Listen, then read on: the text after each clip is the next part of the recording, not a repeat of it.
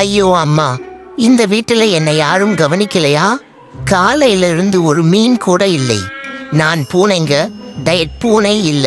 வயிறு காலியாகி இதயம் கூட காலியாயிருக்கு. மியாஃப் மியாஃப்.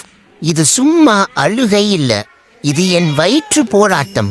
இந்த வீட்டுல எல்லாருக்கும் சாப்பாடு இருக்கு, எனக்கு மட்டும் ஏன் இந்த தண்டனை? நான் நேத்து நல்ல பூனை மாதிரி நடந்தேன்.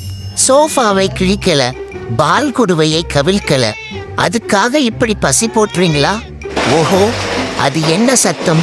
பாத்திரம் மோதுற மாதிரி இருக்கே. அம்மா வர்றாங்களா? இல்ல என் மனசுதான் என்னை ஏமாத்துதா? அடடா, அந்த வாசனை! இந்த வாசனைக்கு கூகுள் மேப் கூட தேவையில்லை, நேரா என் மூக்குல வந்து பிங்கடிக்குது. இன்னும் கொஞ்சம் சீக்கிரம் வைங்கம்மா. இந்த இடைவெளியில என் உயிர் ஹால் பேட்டரி மோட்ல இருக்கு. ஆஹா, சாப்பாடு வந்துடுச்சு.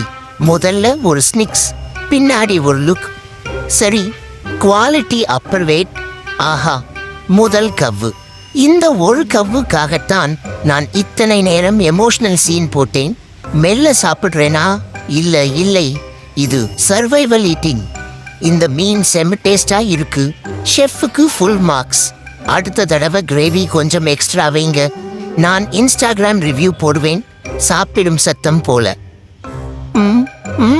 இந்த சத்தம் மியூசிக்கா இல்ல, இது சாட்டிஸ்ஃபேக்ஷன் சவுண்ட். யாராவது என்ன பார்க்குறீங்களா? பார்க்காதீங்க.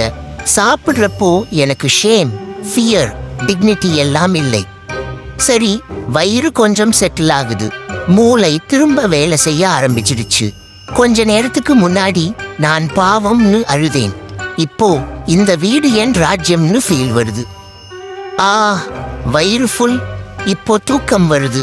அந்த தூக்கம் வந்தா நான் ஸ்னோர் கூட பண்ணுவேன். நாளை காலை மீண்டும் இதே கதை, இதே அழுகை, இதே நாடகம். ஏன்னா நான் சாதாரண பூனை இல்ல, பசியில சூப்பர் ஆக்டரான பூனைங்க.